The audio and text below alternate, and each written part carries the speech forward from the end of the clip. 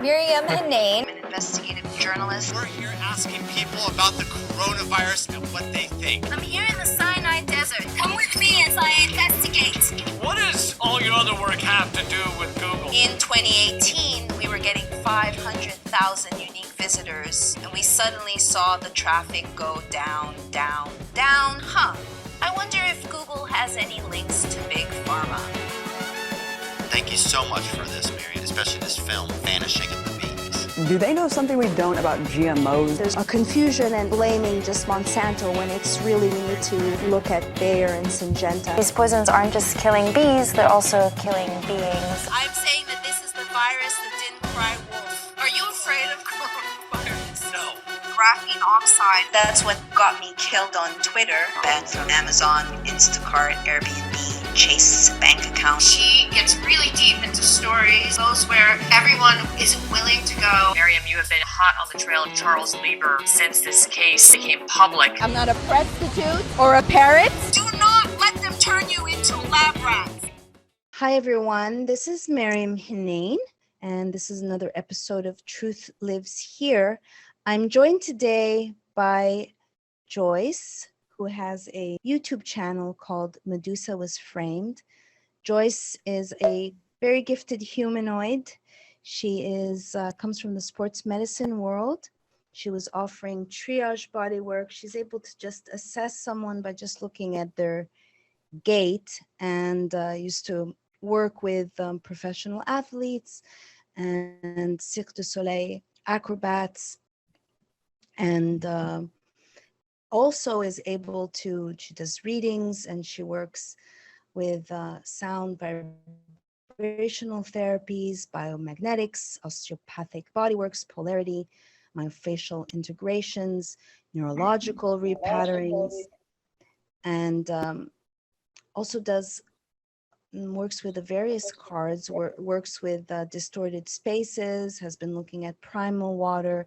And I came across Joyce through my housemate, and happens to be also in St. Augustine. So I had no idea that she had all these other modalities, also works with tuning forks and speaks about the real history, not the lies that we've been fed.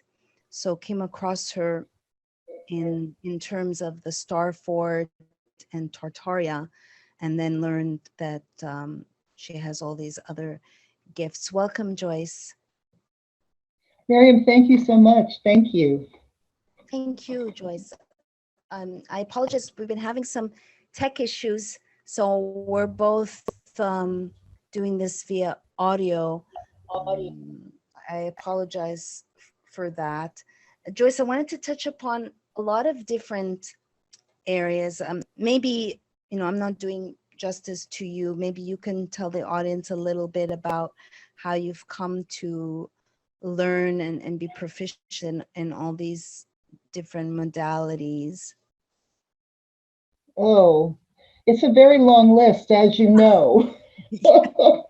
I mean, I'll just, that's a long list and a long story. I will just say that my license to work is massage, but that was just a foray into the work that I now do. That was like the first step, like the associate's degree. I went to massage school originally to do exactly what I had the opportunity to then do, which was work in pro and rehabilitative sports and post-surgical therapies.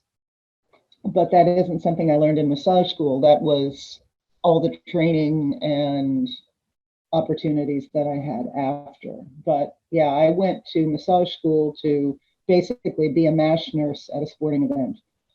And to do that thoroughly, you have to bring in a lot more than just learning to rub muscles and understand where insertion points are. That's not enough. You have to understand how the nervous system works, how the myofascial system works, how the energetic system works, how people react emotionally to different kinds of physical trauma in sports, or I work for a wounded warrior as well, so we're touching on a whole different avenue there, PTSD and combat issues. My big tool belt, shall we say, came from whenever I was working a live event. It made me all the more aware of areas where I needed to expand what was in my tool belt and my proficiency with it. And so it was ultimately that brought me into all those realms, not just the pure kinesiology, what you would think of more as a PT or a chiro treatment, but the touching on the polarities that involve work with magnets or traditional Chinese medicine, or the tuning forks. Frequencies are real. We're all frequencies. Everything is frequencies. The computer we're looking at, the table the computer's sitting on, everything is frequencies. And just all of that. It all came from my wanting to be that triage nurse at the finish line in the medical tent at a sporting event, at the finish line at Ironman, backstage at Cirque du Soleil, backstage at WWE, those types of things, at the medical tent at Wounded Warrior Games. My vista of applicability as a proficient and useful therapist came from the things that I learned from all those live events. Because it's one thing to be in a treatment room, a very contained treatment environment, as to being in the open, emotional, raw experience of treating a cyclist who just rode 275 miles. Completely different thing. Completely different thing. Well, so I would venture to say that wisdom is being systematically destroyed, not just with all the elderly being more or less taken out, but that the more modalities I feel the more you can connect the dots and you can see the world in a more accurate way. Obviously, if you're reading frequencies or able to see frequencies, it puts you in an advantage. Can you talk a little bit about, I had not, which is silly now, never even heard of the plasma field, which again sounds ridiculous now that I haven't, but can you tell the audience a little bit about how you see the world and what plasma is? Well, plasma to me is like the way I see it, the way that I experience, and I'm not talking, well, sometimes I see it with my eyes. I was going to say this is not something that I see with my eyes, but sometimes it is. Usually it's something that I perceive internally, not see with my eyes. But you know those big bubble contraptions where you have like a big plate and you put the bubble liquid in it, and then you've got this huge ring, and you put the ring in and you make these huge bubbles that are like 2 feet wide. You know what I'm talking about? Not just the little bubble that you hold in front of your mouth and blow, but those big bubbles. Yes. You know what I'm talking about? Yes. There might be a name for them. Yeah, I don't know, but yes. Okay. That's the way that the bubble looks. The shimmer, the malleability, the way it moves through the current is affected by the heat, the cold, the wind. That's kind of the way that I see the plasma that's around all of us. I also don't see the body the way they teach you in massage school. I don't see muscles and tendons and ligaments, though I know where they are. I see densities of fluid, and in the same way that those big bubbles shimmer and almost they appear to be quite consistent in their viscosity, but the viscosity is not consistent actually. And sometimes if you sit still, you can see the difference in the densities of those walls, the cellular walls of the bubbles. And that's how I see everything. I see everything in terms of that kind of light holding viscosity. And that's how I see things. And let's say 5G or different negative frequencies, for lack of a better word, do those impact the plasma on a day-to-day basis? That's interesting. I think everybody's experience with 5G is unique to them, as everyone's frequency is unique. Speaking of myself, I know, so we're in Florida and we're in Northeast Florida. So compared to a lot of places in the country, we're pretty good. I remember when the 5G towers turned on about a year ago.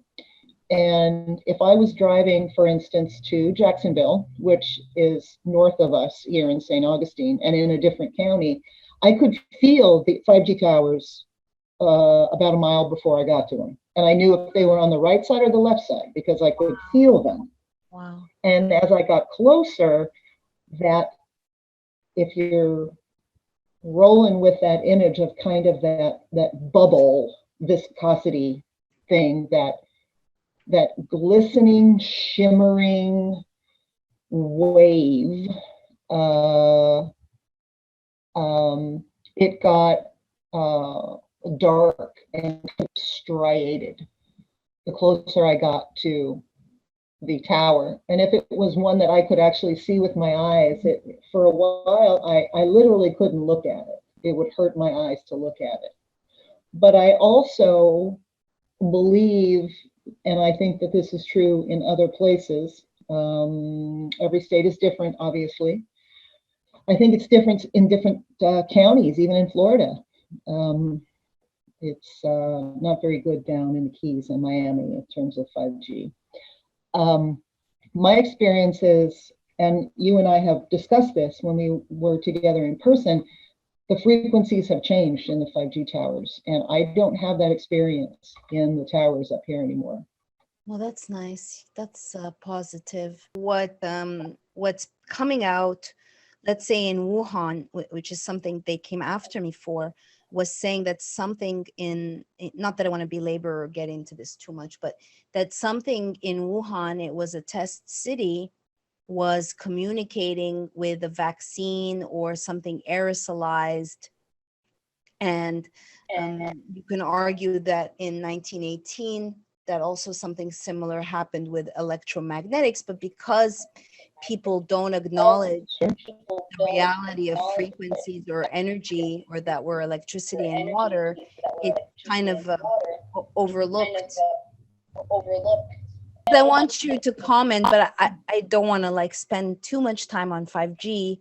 It was more in terms of frequencies and plasma, or just the fact that we're electric bodies. Yeah, well, I love that you brought up the flu years, shall we say, and the man-madedness of that as well. So frequencies can greatly affect people, certainly. I don't think you've experienced all of my tuning forks yet, but for instance, I have brainwave tuning forks that are tuned to alpha, to beta, to theta, to gamma. Wow. And I have had some great success with those, especially with some of my veteran PTSD wounded warrior clients. Frequencies are real. Just because we don't think about it doesn't mean it's not real. It's the reason that some kind of music makes you happy, and some kind of music motivates you, and some kind of music pisses you off, and some kind of music makes you amorous or depressed. It's all frequency, and we're electrical, and we're electricity and water and salt. That's what we are. And that's what plasma is too. Plasma is just that which is outside of the skin suit, shall we say. So yes, definitely, if the frequencies are modulated in something with the broadcast capacity of a 5G tower, which is extensive, and if it's pinging off of other linked devices in a city or within a region of a city, like I am absolutely positive was happening on January 6th, then you can create brainwave changes in a person. Can you say more? You said January 6th? Yeah, I'm trying to keep my mouth careful about what I say. Yeah. Well, we know that they shut down. We know that the most of the cell phone towers were deactivated, or whatever they were doing, cloaked, perhaps. But yeah, just I can attest for that. Somehow that one guy was able to, So that one guy that was able to stream D Live from inside the White House, and I was like, oh yeah, dude, how did you stream? Because we weren't able to. That's interesting, because yes, they meddled with the cloak, turn off, whatever. Yeah, whatever. But I am sure, and I'm not going to use any words that are going to get you any trouble. I'm not sure all the places that this will go, but I know you have a YouTube channel. Yeah, this won't go for you. I was not at any of the fire and riot locations anywhere in the past year. Well, I used to live in Orlando, but I was never around any of that. And things didn't get that bad in Orlando anyway. Just a lot of marching and yelling.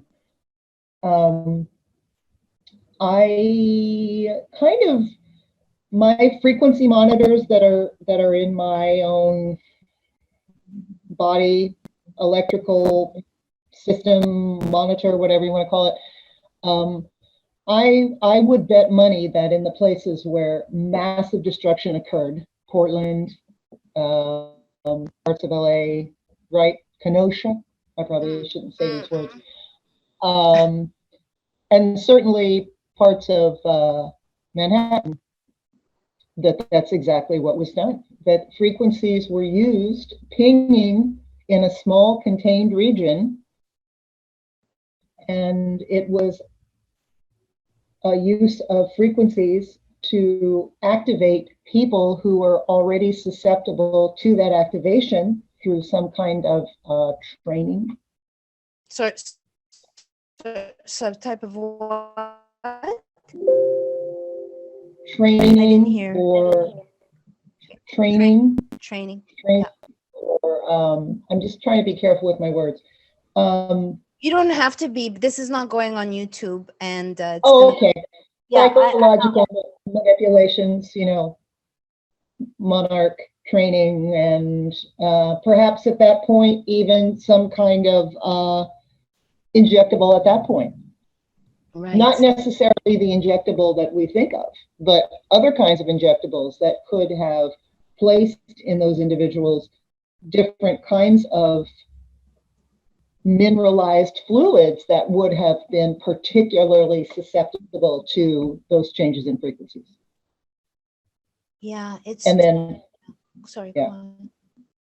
No, I was just going to say, and then of course, you know, the current injectable that we all know of is very much because of how it affects the telomeres and that black goo.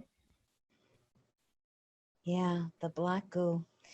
The black goo that can't doesn't have a reflection, and arguably has been here for a while. I learned yesterday by accident. I was watching a video on black goo. Apparently in Portugal, there's an area where there's a greater concentration, and the Bush family and maybe the Cheney family have property around the black goo. Have you done any? Wow. Yeah, I can send that to you. But I'm curious if you've done any readings, or we haven't discussed this before. I didn't know you'd bring up black goo. What do you, what but clearly you looked into it. So Graphene dioxide. I'm calling graphene dioxide black goo. I know that black goo is something else, but I mean, no, I'm I talking think about that graphene oxide. Okay. Yeah. Okay. And Okay. but I don't know where it originates from, if it's even from this planet. Interesting. I don't know. I don't either. I don't just either. think it's wild that it doesn't have a reflection in the mirror, and that Right. it is activated by certain frequencies. And so for the people who think this is all sci-fi, I mean, it's very convenient that it's nano, you can't see it, and that it will activate or deactivate based on certain frequencies. And I covered the Travis Scott, and the other day, maybe I shared this when you were over, that Travis Scott seems to play on words on Tavistock, because You Travis, did, yes. his name is Yes. Jacques. Then I looked up, I'm like, it's not his real name. His name is Jacques. But anyway, I believe in the coming years, it will become more obvious for people like yourself who see things beyond the five senses, and who see with you could see with your touch, you could see with your ears. There's a word for it. I don't recall it right now, but there's more than meets the eye going on. Yeah. I also see with my, shall we call it, electromagnetic antenna. Yeah. And is this something that from a young age you've or something you've mastered over the years, or you were always like this? It made me weird all my life. I was fortunate enough to grow up on a farm. I was the youngest of all the kids. It was 3 families, the 2 sons and the daughter of my grandfather who started the farm, and we were all out there, and we had a river in our backyard. We had animals across the levee on the farm side, and then on our side of the levee where all the houses were was the river in the backyard. So that's what I grew up with. And I was the youngest by quite a bit. So and I was always quiet and observant. So I found the way that kids run around and scream and play and try to break things really irritating, even as a very small child. I was always more interested in spending time outside with the animals. I thought that they were infinitely more intelligent. The cows certainly were, and the horses were just brilliant. And I could always hear the trees. And I would spend a lot of time alone because I didn't want to play with any of the children. Because you weren't a child. You were, I sense maybe, correct me if I'm wrong, but a frustration at the naivete, or given, your proficiency or how advanced you are, that it would become, maybe I'm projecting. I feel a frustration because I do carry wisdom, and I don't have the gifts that you have. I've other gifts, but there's still a frustration with the naivete, for lack of a better word, on this planet. I certainly didn't understand the concept of being frustrated with naivete as, say, an 8-year-old child. Right. I just knew that I would rather be outside than inside. Inside was good when you're sleeping and going to pee and taking a bath, but beyond that, I wanted to be outside, and there was very few people that I wanted to talk with. The animals were so much more interesting, and I learned so much more from them. Also, there was a woman, I called her grandma, but she wasn't my grandmother. But she took care of me when I was a small child, when my parents were working. And then she saw to me when I was older and in school and came home from school. And let's say that she was a very simple woman, but she knew great things. And she would, I remember sitting on her front porch. There were 2 wood Adirondack chairs on her front porch, and her front porch was on the property, and there was a huge sycamore tree right in front of her house. And we would sit there in those Adirondack chairs for hours. Now, how often does a 6, 7, 8, 9-year-old kid sit still? But I would sit still with that woman for hours, and I am absolutely positive that she was Transferring stuff? oh, yes, because yes, because we would have these very quiet sessions of just sitting there watching the world, the natural world, looking at all the birds and creatures around the sycamore tree. And then I would say, well, Grandma, I want to take a walk. And she would say, okay, well, I'll come with you, honey. And, we might walk out to where the massive garden was. And I could hear her when she wasn't talking. Or sometimes she lived next door to our house, but next door in the country isn't like next door here. It's across a 1/4 acre of lawn, But I would hear her telling me to come over for whatever reason, or, I just made a cake, come over and get a piece, right? I would hear that, and there's the cake. Wow. So I had the great grace to, Did she know? She obviously saw something in you. Did you speak about it like I got the telepathic memo that there's cake, or you just show up? Nope. No. I would just show up. No, it was natural. It wasn't, like the animals talked to me too, and the trees talked to me, and the trees still talk to me, and it was just natural. It wasn't like, you don't hear what that horse is saying? What's wrong with you? It was so natural to me. Buzz on over to Honey Colony, an online magazine and marketplace that aims to empower you to be your own best health advocate. Honey Colony offers ozonated nourishing moisturizers, superfoods, the original natural antibiotic, oxidative stress-fighting molecular hydrogen, and much more. You can also check out their very censored sister site, simplytransformative.com. Use the discount code BLADY and get 15% off your next purchase. Honey Colony, where the hive decides what's healthy. I have another question. Are you on Facebook? Could we maybe do a Facebook Live? I just am frustrated because I want to see you, and also the connection is, I have hearing problems and it's still not clear, even though it's better. Just asking, are you on Facebook? I'm not. I got thrown off Facebook almost 2 years ago, and I refuse to go back. Nope, I'm not. Okay. Wow, that's weird. The phone just turned on. I was just, and it's 333. It's like literally the phone just activated. I don't speak to to the phone, but it's okay. I apologize. I was just thinking of what other, I don't have StreamYard. So, okay. Sorry to interrupt you. No, it's okay.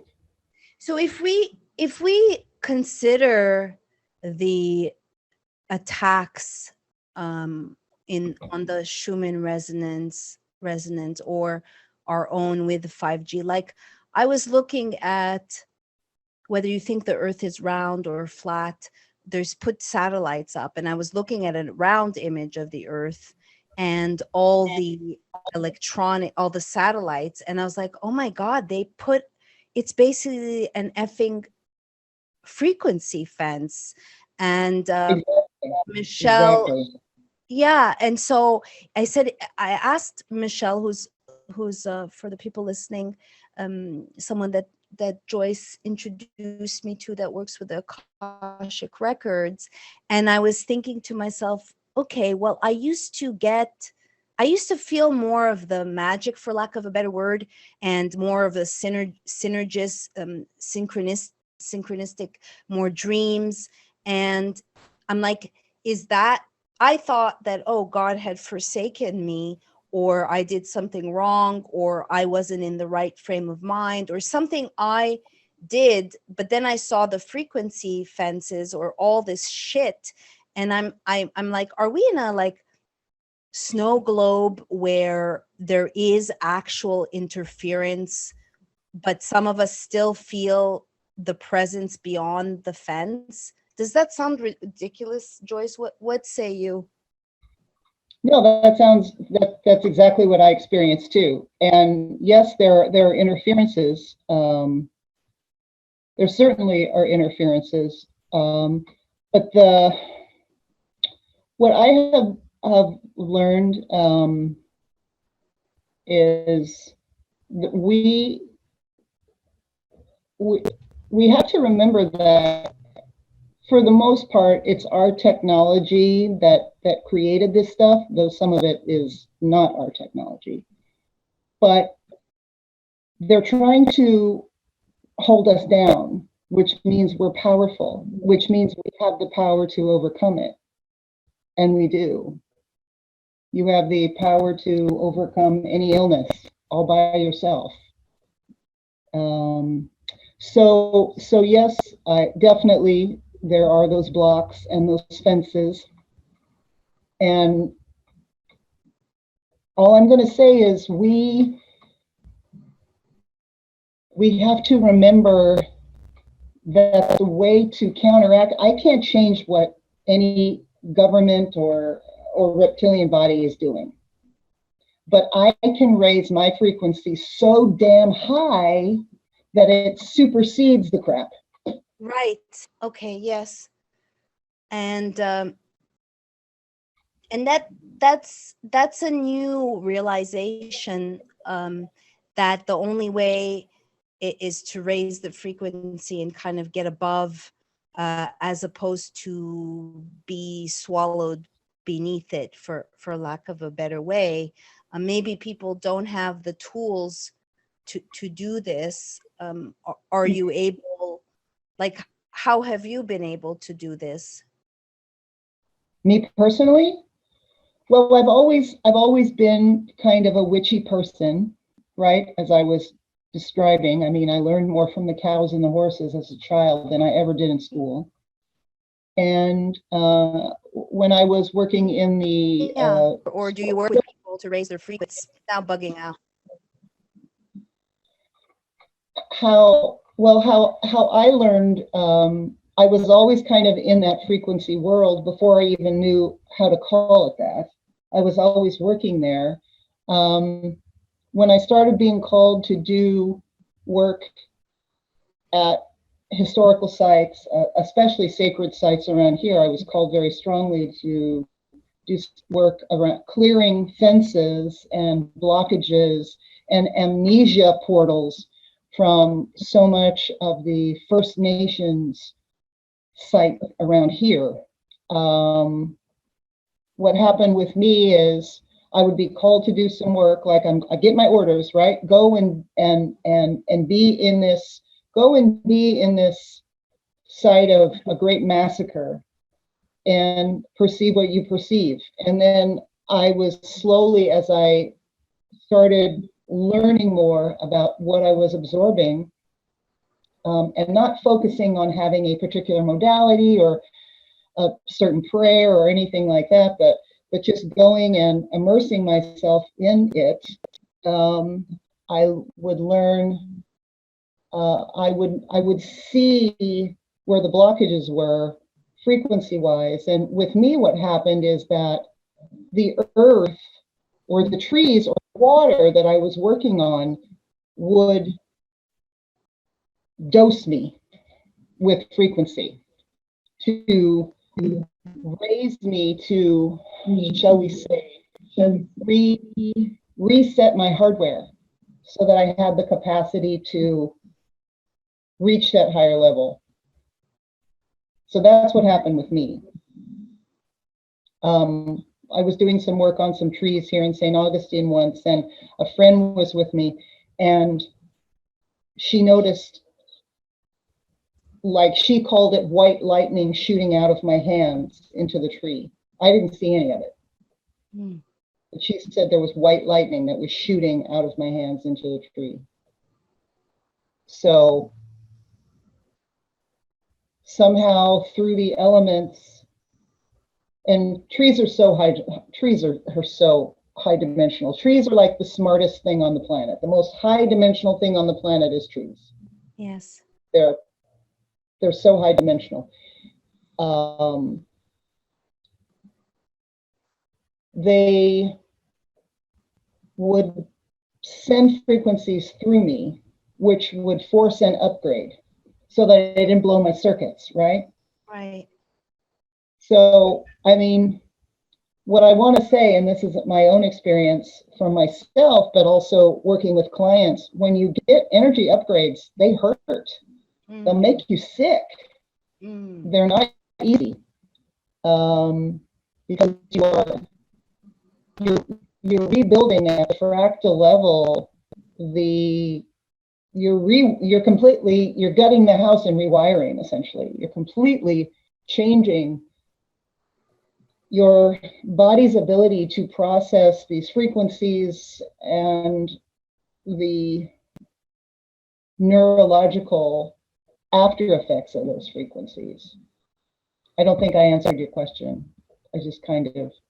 No, but in a way you did say that, I mean, to hear that we can overcome, for lack of attacks, and maybe I need to hear that, because I feel like I'm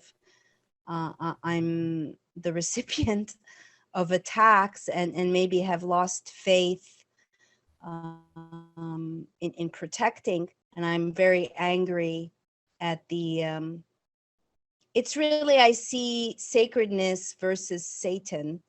Now, with that said, I say this analogy, I don't know if I've shared it with you, but let's say you eat meat, which I eat meat. Am I evil?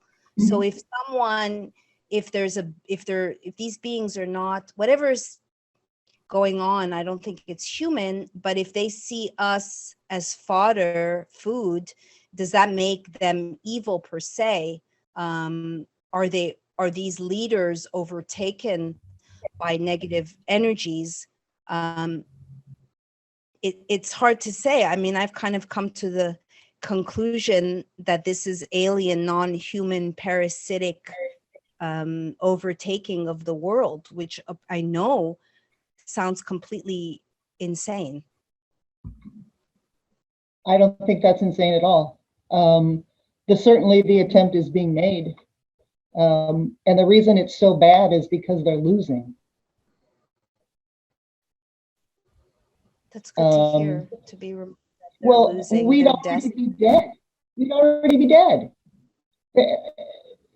If we'd already be dead. It wouldn't have taken this long. We'd already be dead. We'd be locked up and wherever we were going to be if it was if they were winning. But It's not about a slow kill, Joyce? do you feel like you're slowly being killed? I don't. We're to the circling the drain part for them. That's how it feels to me. It's like, oh God, just watching it play out. I don't think it's a slow kill, not at all. Circling. I mean, if you can fly up above, if you can fly up above and look down and watch it all from a non-personal stance, shall we say, I don't want to piss anybody off, but like from a Taoist position, you put yourself in this situation, you become part of the situation, but it doesn't define you. Right. So if you go up above this and you fly really, really high, and you fly so that you're looking down and it looks like a chessboard, right? And you're watching a schematic play out, and you're just like, oh, geez, how much longer is this going to last? That's how it is for me. I mean, it's not a slow kill. They're being slowly killed.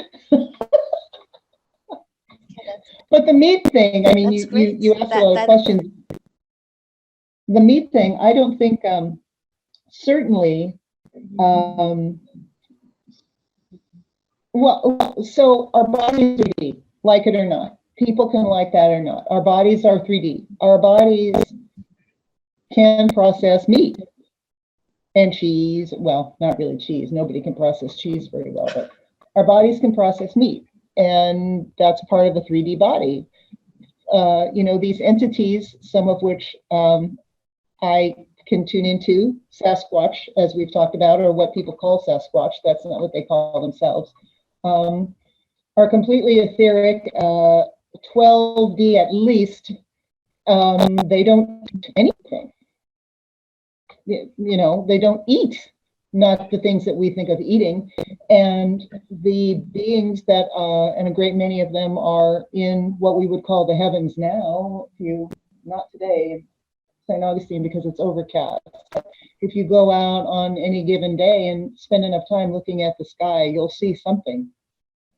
They don't eat the way that we eat either, but our bodies in this form do eat things. So now certainly there's a difference between raising chickens in your backyard and then butchering that chicken and eating that. There's a difference between the quality of the nourishment of that meat and buying a chicken at the grocery store. And there's certainly a difference between, if you know someone who is a cattle rancher, and I do, and you purchase meat from them directly, that meat tastes differently, has different nutritional value, and there's also something different about the energy in the meat because the way the animal lived and died. I mean, all those things are true, but I think people get a little too egotistically tied up in the whole meat thing. We're 3D. Our bodies are 3D, and some people do well with some meat. And I also think that, given that I kind of live in this energetic, magnetic, plasmic experience of life, your frequency that you bring is everything. Raymond Grace, are you familiar? Have we talked about Raymond Grace? No. The Dowser? Are you familiar with his work? No. Okay, so Raymond Grace, Grace,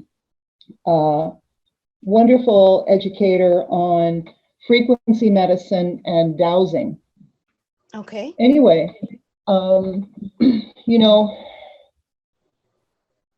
for instance, I have magnets on my cold water tap here in my apartment to structure the water that I drink. But if you spend some time learning with Raymond Grace, he's able to teach you how to do that, either using a pendulum, which starts you in the process. It's the tool in your hand, between your higher self and what you're focusing your energy on. Ultimately, you can learn to do it just with your mind and your frequency alone. But for instance, to raise the frequency of anything that you eat or drink. So, and this is, you know, a very old traditional belief, holy belief system of every indigenous culture. If you bless the food you're about to eat, regardless of what it is, and you really believe that you're blessing the food and you're bringing love and gratitude, it will bless you back.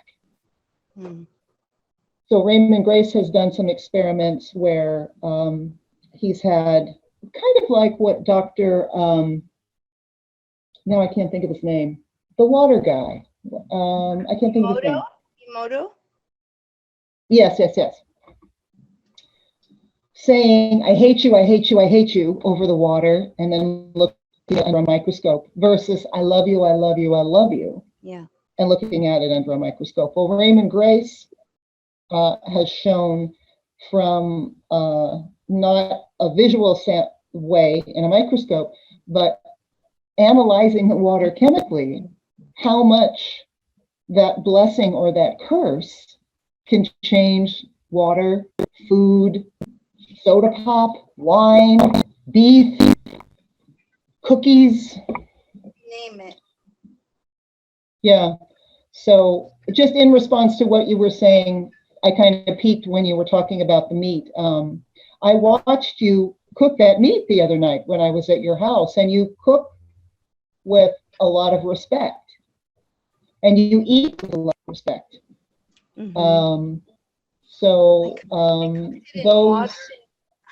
Those systems, those, you know, people might roll their eyes at the concept of praying over your food, but it's powerful. It's powerful. So that's how I feel about all that. Certainly people shouldn't be drinking Diet Cokes all day, or even one a day. But I think just like people are capable of keeping their bodies free of all this COVID shedding nonsense, right? Or at least if you're exposed to it, having an immune system that's strong enough to overpower it and spit it back out. The same can be done with food. You get into an issue of if it's moral or not to take a life to eat. I'm not going to go down that road. But in terms of the meat, there's that. Now, because we're still 3D. Right. You know, I know people who are very, very, I consider them teachers of a sense, mentors in their ability to perceive things in the unseen worlds, right? And they have experienced that they don't want to eat or drink certain things anymore. They just don't want them. And when they when they continue to drink those things or eat those things, they get sick, like their body doesn't want it.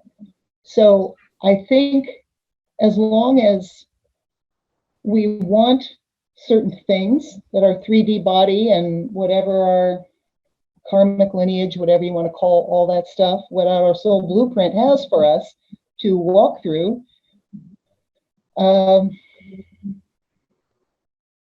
that we can, it's all about making a choice about your connection to the earth and the source around it. And if you want to eat, you made a little bit of meat the other night when I was there. If a person wants to make a little meat and make it with respect and eat it with respect, I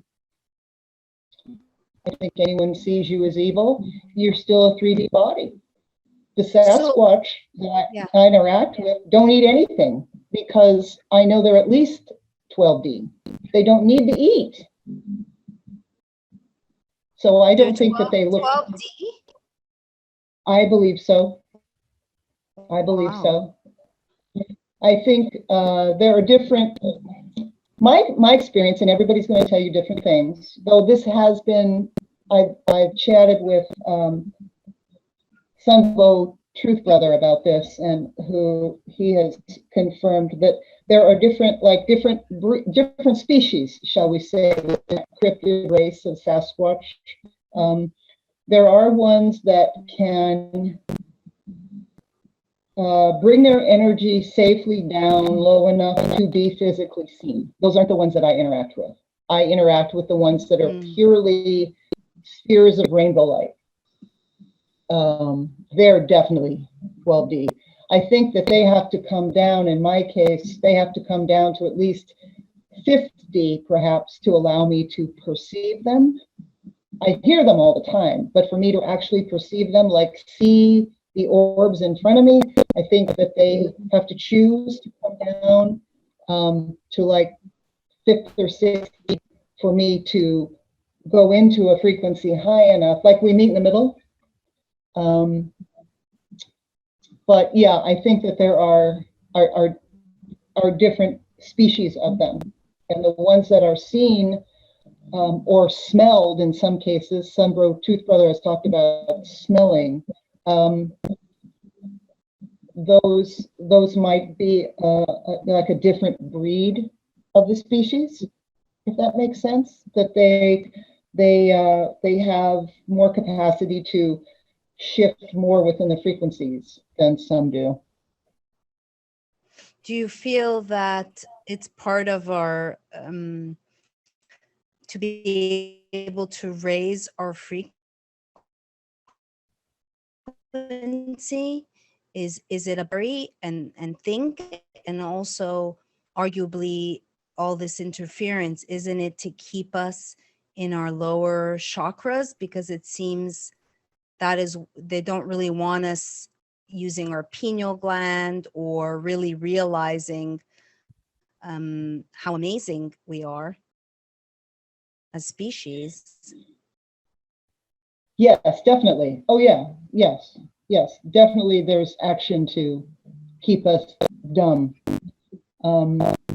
But I also, you can't, I think people make it very convenient to blame the other in a lot of things. And one of the most important things that I've learned from my readings, or more importantly from my work with the beings, and I'm calling the trees in the natural world beings because they are. I mean, we're low vibe to them. Sovereignty really is all there is. And I don't mean like stamping my fist and saying, I'm a sovereign citizen. I'm not talking about that. That's completely 3D bullshit. Sovereignty of your soul. You have a mission. You have a frequency. You are a symphony in and of yourself, and that will interact with other symphonies. So it's really important to connect to that in itself, and not look to try to be of this group or that group, or, well, this is what I'm supposed to do, or, well, if I want to clean my pineal gland, then this is what I have to do. It's none of it's outside, and that's the sovereignty part. None of it is outside of us. So I don't blame anybody for putting up 5G towers or for telling me that I have to wear a mask or any of that. It's like, oh, well, this sucks, but okay, well, I have to find a way in myself to, if this is what I have to do it, then I say, for instance, when everything shut down and I had, and University of Central Florida fired us all, right? Because the university shut down. The only work that I did was, well, the work that I did at the time, I was stocking shelves at Target, and I had to wear a mask to stock shelves at Target. This was during the middle of the shutdown, right? You know, when I was an essential worker, I had to wear a mask to work. Well, do you want to work or not, right? Am I going to stamp my foot and scream and yell because I knew it was all BS? No. That's stupid. I mean, ultimately, I want to be able to work and earn my money and pay my bills, right? That's a sovereign attitude, you know? where, so you're not going to work because it's wrong. So, you're not going to work because you refuse to wear a mask because your ego is so big that you can't see past it, right? It's a different kind of sovereignty. How about if there's some people whose calling is obviously at their detriment, quickly realized, to speak out as a single person, but what if like the notion that every person has their role to play, do you think that's foolish? No, every person does have their role to play. I absolutely agree. I mean, that's what I'm saying. That's part of what I'm saying, is that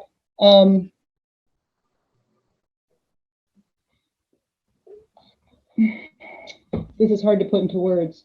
No, I understand. I'm just asking if there is a shit disturber that's going to speak out, obviously they're going to be prevented from working, but perhaps that is their role or their lesson to learn. Because sure, absolutely. Absolutely. But in a case like that, it's probably not very easy. It probably seems to be coming from deep inside them, right? I was just using that as an example. Yeah. Everything, I started to see the writing on the wall, and they cut our hours at the sports medicine department, and I realized that something ridiculous was going to happen, and so I applied to be a stalker at Target part-time because I could see that something ridiculous was coming. And when it did, I was very happy that I had the job. And at the end of the day, I had to wear a mask, but I didn't, how do I describe this?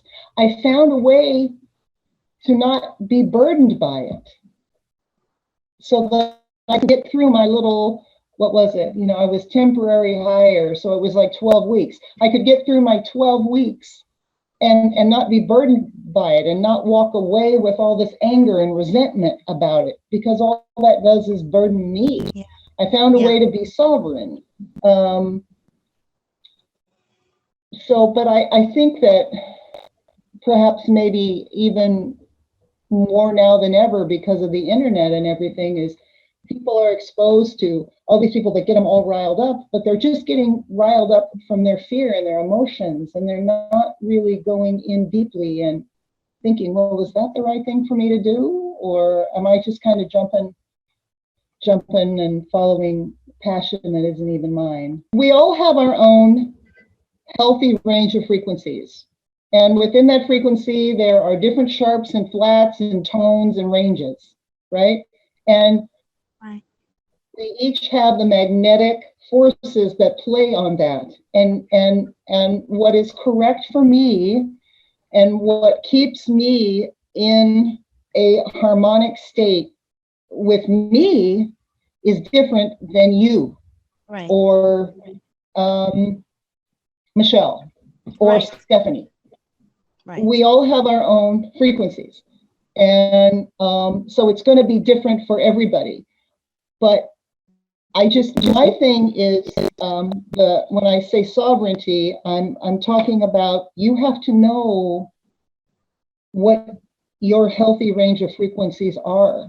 And if you are going to do something that is so incredibly discordant to that symphony that is yours to maintain, then you're going to pay for that. You're not going to pay for that in the world. You're going to pay for that within your own being. And that's what I'm talking about when I say sovereignty. Really understanding, you use the example of, well, what if there's a shit stir? Well, that's probably part of their frequency band. That's the key they're in. And there's a lot of sharps in that symphony, in that piece of music, right? So there's a lot of shit stirring because that's what sharp notes do, right? So that's them. But I think the sovereignty is finding the way to navigate through whatever is thrown in front of you, whatever it is. So 5G, frequency fences, which are worse in some places than others. I would not want to be anywhere in New York right now. Anywhere in New York State, I would not want to be. The frequencies that are coming off the water in different places.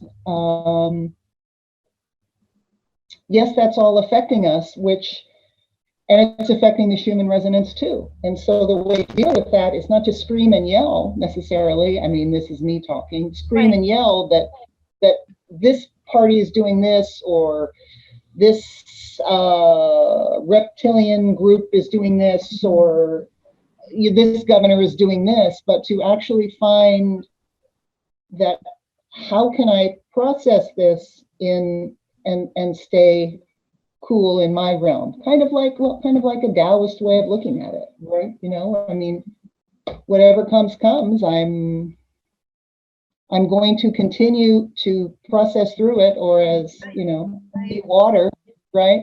Surf, just surf on it to the other side of it.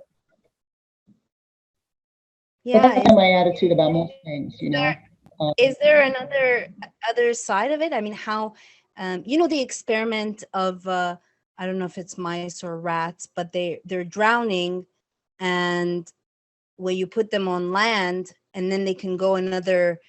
They're drowning for 15 hours. They put on land, and then they can go another 60 hours. So this is, and in warfare, this vacillating of like, it's part of the instability of like, oh, now there's a reprieve. People are like, well, they're licking their wounds, they're getting their energy back, but it's only going to continue abating. Like they're talking about yet another lockdown. Now it's climate change. COVID has blended into climate change. So you know, this thing in California, which we both come from, or we're living it there. So now, oh, you're going to normalize getting used to like turning down the electricity from 4 to 9. This is like a training, so that they can keep us inside. But now it's because you want to preserve the planet, which is also arguably a ruse. Me, who, I believed in inconvenient truth and went to the premiere and thought this was real. Now I think it's all Hegelian, manufactured, manipulated.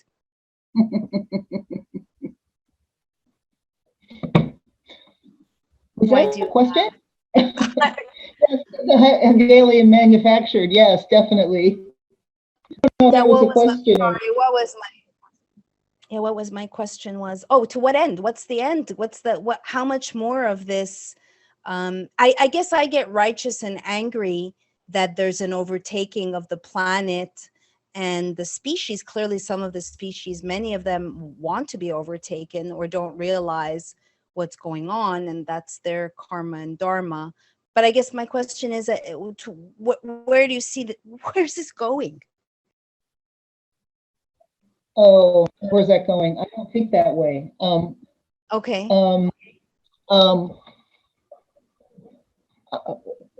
Well,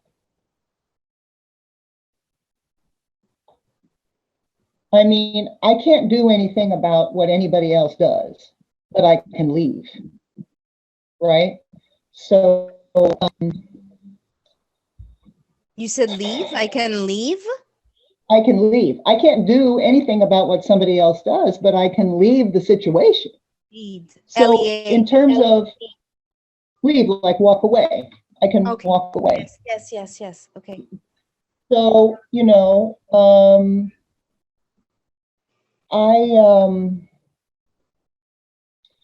there is, not only has there always been a great deal of power in people visualizing, that's real. It has changed many things.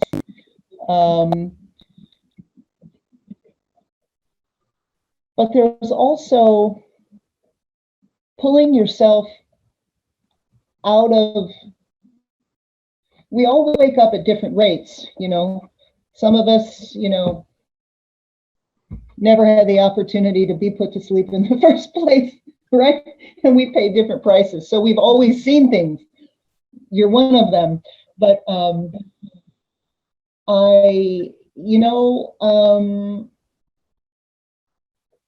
If things were draconian here in Florida, I wouldn't be here. Right.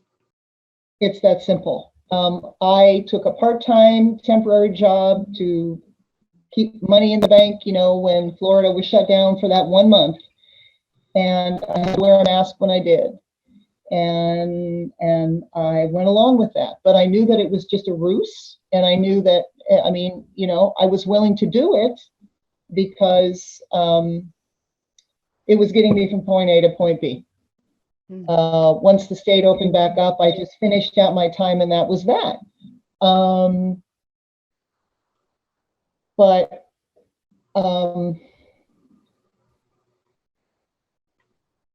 If fear is the thing, fear is the issue, because fear is how they work on us, right? And fear brings you down into lower vibe. And that's what can get you. If you're high vibing, nobody can touch you because they can't get as high as we can. Some of us who are already operating in the weird ethers, witchy, kind of goofy visualization stuff, whatever you want to call it, we go into 5 and 60 all the time. These people that are scrambling and want to control the world can't. So if we stay up there, they can't touch us, right? Right. They can't touch us. Right. Well, I'm not up there. I know maybe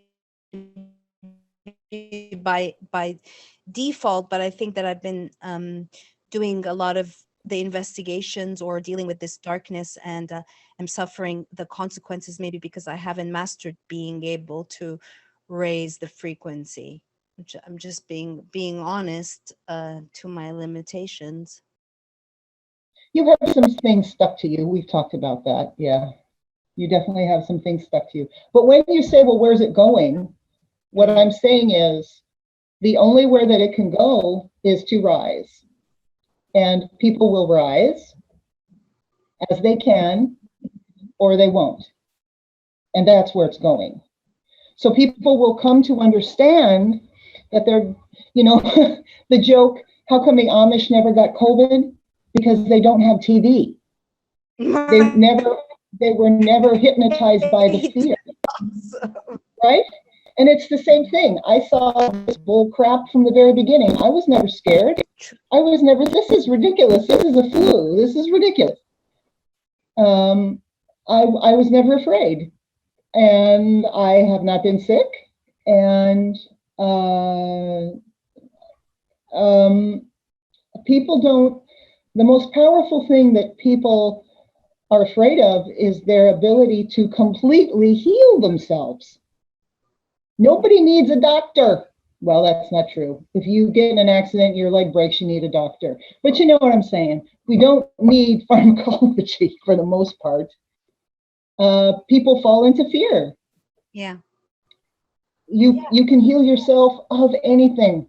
And I've known people that have healed themselves of cancer and all kinds of things. But we're in the exact same spot now. Now a rat in a lab situation that is being put through these inhumane tests, they can't leave. But there is no one anywhere, unless they're in a prison, that can't leave. So if you live in a place where they're shutting things down, like California or New York, or I think other places too, leave. Why do you want to stay? And what if the people say, I have kids, I have family, I have obligations? I mean, I hear you. I left. I mean, it's not easy after 23 years of, or however long of living in one state and then starting all over again at an older age. No one's saying it's easy, but if you are wanting freedom, it's kind of amazing that this is arguably the safest state in the country. Are you the one, Joyce, that was saying that this is arguably one of the safest places in the world? Maybe it was Michelle. I don't think I said that. I've heard people say that, but I don't think I said that. I've heard people say that. Well, and if they can't leave, then, it's like what people are doing. Like the families are getting together and saying, our kids are not going into that ridiculous school system, right? They'll create a co-op amongst themselves, and they create homeschooling environments. It's like, we can't leave. This is the way it is. We don't have the resources to leave, right? Or whatever, right? So Right. they rise above it. They just rise above it. They raise their frequency instead of being stuck in the problem. So would you say, what are some ways in which you work with people to raise their frequency? I mean, sure, you could put music on and dance, which I arguably should be doing more of. You should. You should be dancing more. Yes, you should. That would My help your ears shoulders. have been burning for the past 3 days. I don't know Your why ears- my ears are burning. Hmm. Burning right now, but they're not hot. But a couple of times I'm like, oh, that's the top of the ear that's burning. I don't know what that means, if anything.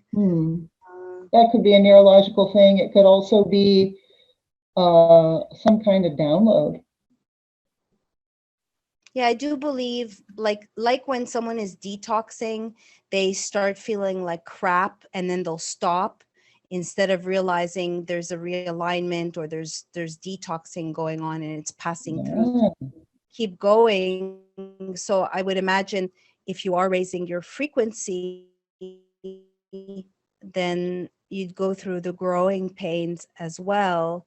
Are you talking about 5D as opposed to 3D? Like, I didn't know about 4D being mental constructs, and I didn't associate I thought 4D was associated with the heart. I didn't realize it's like mental constructs and could be seen or felt like prison. Well, I think different people maybe have different applications of things. 4, 5, 6. Oh, you're thinking like fourth chakra. Is that what you're thinking? I think my understanding. No, actually, no. When Michelle was talking about 5D, and sorry to interrupt you, 4D and 5D, 3D being the earthly plane. Yeah. And I thought 4D was going more into, yes, the fourth chakra of the heart, but that's not the way she was describing it. Okay. My understanding of the fourth dimension is that it's like the bridge. It's like a transitional bridge. Yeah. Because some people don't. You're very adept in your analytical skills and linguistic skills and problem solving and pattern recognition, right? All of those things. A lot of people aren't. So my understanding, for instance, would be that for some people, the fourth dimensional range of, to use Michelle's words, constructs and thoughts is an evolution for some people from 3D because they're hive mind, right? They don't think for themselves. A lot of 3D people, unfortunately, don't. They're the ones, honestly, still wearing masks. They don't think for themselves. They're in hive mind. So for some people, 4D is an evolution, and it's an evolution of developing discernment, but it's like a plastic knife in your hand because it's a toy and you're just learning to come to terms with it. But you can stay too long in 4D in a dangerous way. As you come out of hive mind, and this is just the way that I see it. I mean, Michelle would most likely have a different way of talking about it, but this is the way that I see it and understand it is you're coming out of hive mind and you come into the concept of, oh my God, I can think for myself. Well, that's a big ego, right? And if there's not a lot of grounding around you, emotional and otherwise, then you can turn into a real narcissistic ass that just creates systems to control people. Because you, oh my God, I have all this capacity to think and create form and structure and design these philosophical constructs, right? Right. But it's a building up. You know, you can't go from 3D to 5D. You burn up. You have to have that wiring in place so that your mental systems, your neurological systems, your emotional intelligence is prepared. You know, the pan has been tempered, shall we say, right, for the new stuff that's going to be used in it. So 4D is the step up from 5D, preparing you for 4D is a step up from 3D, preparing you for 5D. 5D, where black and white doesn't exist. Names for things don't matter. Political parties don't matter. Is this right or wrong? It doesn't matter. That's 5D. 5D is what do you need, my friend? You know, where you're seeing the whole ocean, not just one fish or one pond. I think, sorry. No. I was just going to say 4D is, my understanding of 4D is it's that necessary transition to activate discernment, to train you to be, because you're coming from hive mind. You're coming from a place where sovereignty isn't even a word you understand, into the beginnings of learning to be sovereign, so that you can move, because when you're sovereign, then you can become unified as a sovereign. Unity as a sovereign. I'm a sovereign, you're a sovereign, Michelle's a sovereign. We come together as sovereigns. How powerful is that? Right. And that's the key. With countless supplements and health products on the market these days, you want to make sure you're looking for high quality ingredients, supplements that deliver on their promises, and a company that you can trust. So buzz on over to Honey Colony, an online magazine and marketplace that aims to empower you to be your own best health advocate.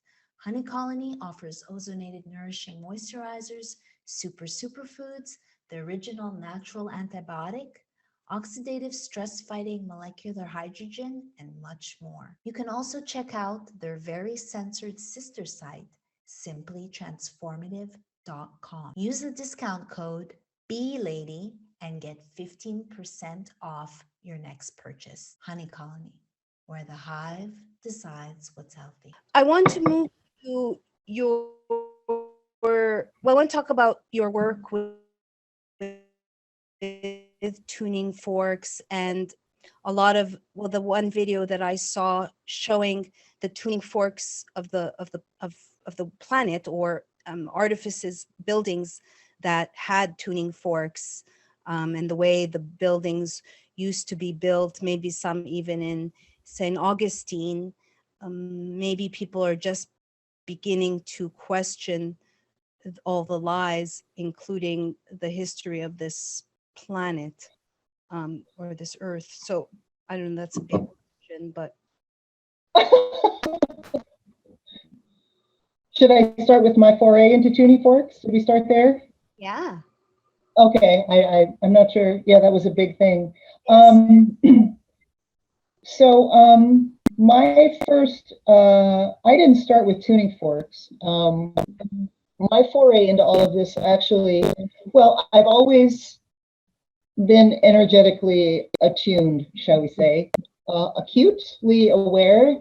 And, you know, when I was first working in my profession, I think, you know, the people that I knew, the differences between, say, my work in a training room situation, or more importantly, in like a triage situation, you know, you're at the finish line at Ironman or something. You're backstage at Cirque du Soleil, or something. I can have all the kinesiology training in the world, right? But if I don't understand how energy works and how fluid moves, it doesn't matter what I do. I'm gonna lack. There are things I'm gonna lack, right? There's a whole level of understanding of how to treat the person that I will lack because I don't know all the systems. And so being attuned to that energy field kind of work, call it Reiki if you want, being aware of that. I've always been intrigued by the power of bells and chanting in Asian cultures. So very early on in my work, I sought out people who worked with singing bowls. And so I started with singing bowls. That's how I started in the realm, was with the metal singing bowls. This before, I think, before I even knew crystal bowls existed, I started with the metal ones. And then I was working with the singing bowls a great deal. I'd never really been interested in the tuning forks. But then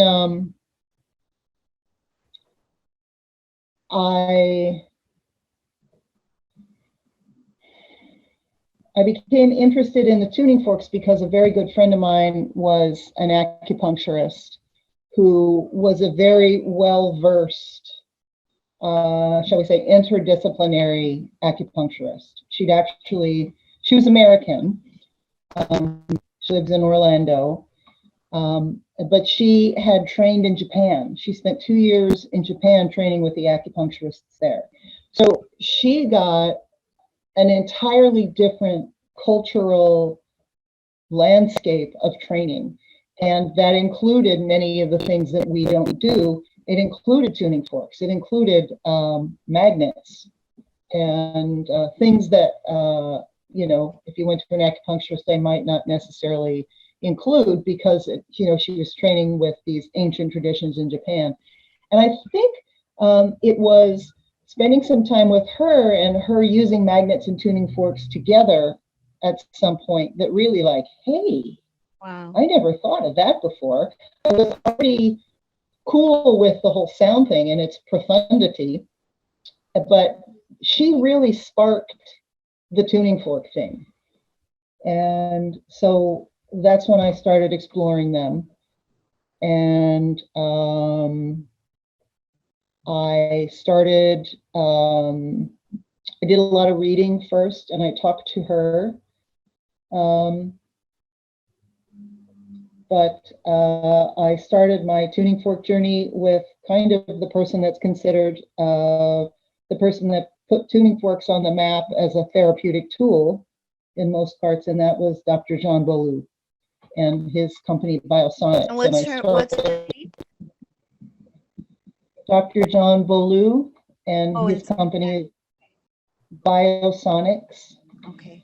Biosonics is the name of his company. And he still is. If you're a doctor, you're always a doctor. He was a psychiatric doctor at Bellevue. That's saying a lot. And he started using tuning forks with the patients at Bellevue in the psych ward. Wow. Wow. Wow. Yeah. And he was a classically trained pianist as well. So he had a great understanding of frequency and tone and harmonics and all the emotions associated with those things. And that's where I started. I read his book, I took his courses, and that's where I started with forks. And then I have moved through, basically anybody who's selling quality tuning forks are made by his company. The two other big tuning fork education companies are Biofield Tuning, which that's who Stephanie likes, which is Eileen McCusack, and Soma Energetics, which is David Hulse. But Dr. John Bolu's company makes their tuning forks. And it's all about the alloys and the amount of aluminum that are combined and things. That's how you make the forks. But that's where I started. It was sparked by my friend, the acupuncturist, who pulled things together in very integrative ways, which is how I am too. I put things together. And I've studied with all three of those people, with biosonics and with Soma Energetics and with Dr. Bolu. But so I have a considerable arsenal of tuning forks. Yes. And but I purchase a set of forks, and I'll purchase a training program to learn how to use them, but then I don't do them necessarily the way that they're supposed to be used. I experiment and try things on my own, and that's how I do everything. Well, I love that. I love that because, like in astrology, I was told, you're not bound to your astrological chart, but once you learn it, you can go off-roading and to be able to experiment. Yeah, you can experiment and just, so what are some things, if any, that you've discovered with the tuning forks? Like, do you mix them? Is there one that is more powerful? I'm ignorant on, I've had one session before I met you. Someone was brought over some galactical tuning forks. So I'm just kind of learning about the Schumann resonance and the obviously frequencies can have an impact on you. Well, the Nazis proved that. I do the whole 442, 440 thing, right? That's frequency. Well, I do all kinds of things. I experiment in all kinds of ways. I do a lot of my site work with tuning forks. I'll use them to clear space. I don't really follow a certain way of doing things. I've taken for all the sets of tuning forks that I have, I've taken all the courses associated with them, but then I do it my own way. And I do mix things together. I might find an energetic or even a physical block that I might use an auto tuning fork for the physical block, but then I'll find something in their frequency field, in their auric field, and you kind of meditate on it, or you wait to get an image of what that frequency looks like or what that energy force looks like. And then I will pick a fork that I feel will help clear that or move it along. But I can't really give you any examples. I just kind of, the tool belt is there where the tuning forks are, and you haven't even seen all my tuning forks. I just brought over that one little bag when I came over to your house. But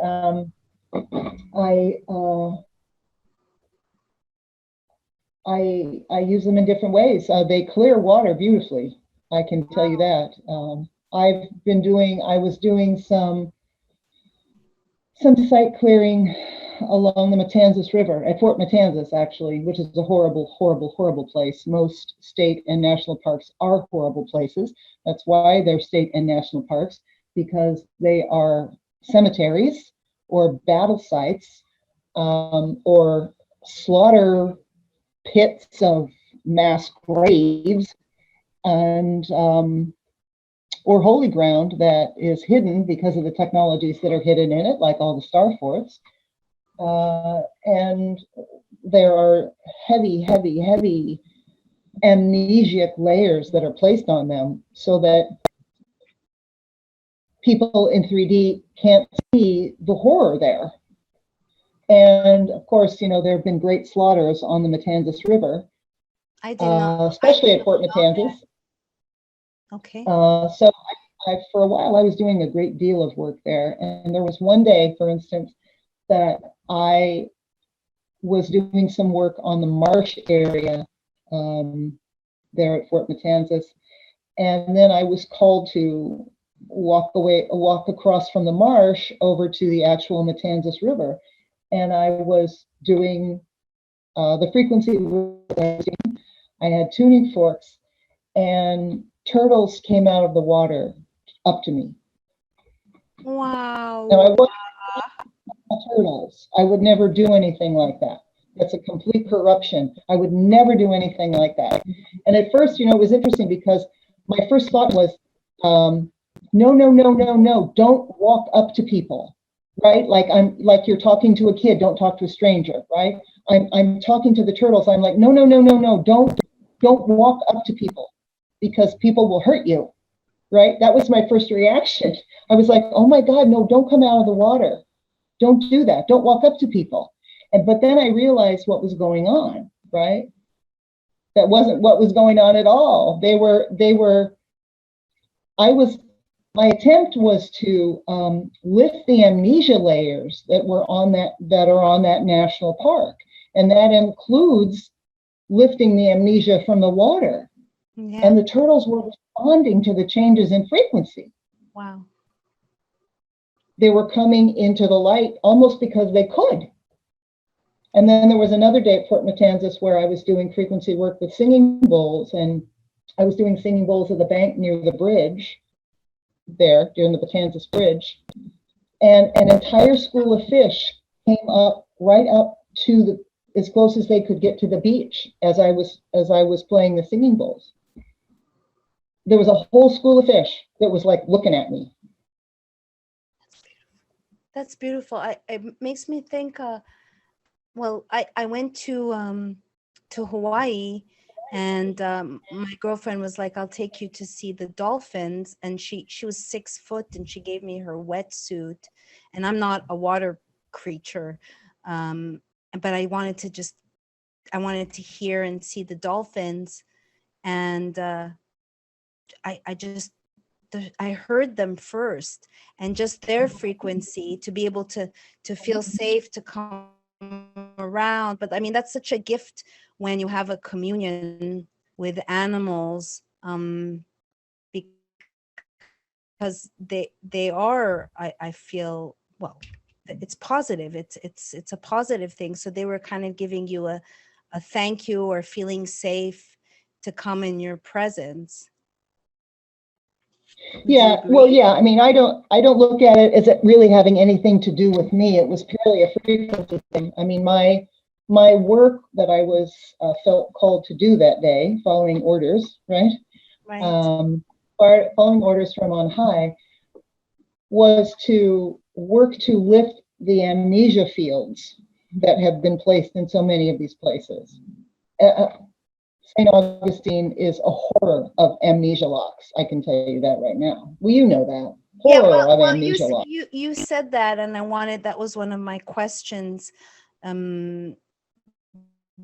This discovery of how bloody St. Augustine is, and just before you respond, that, and maybe I've shared this,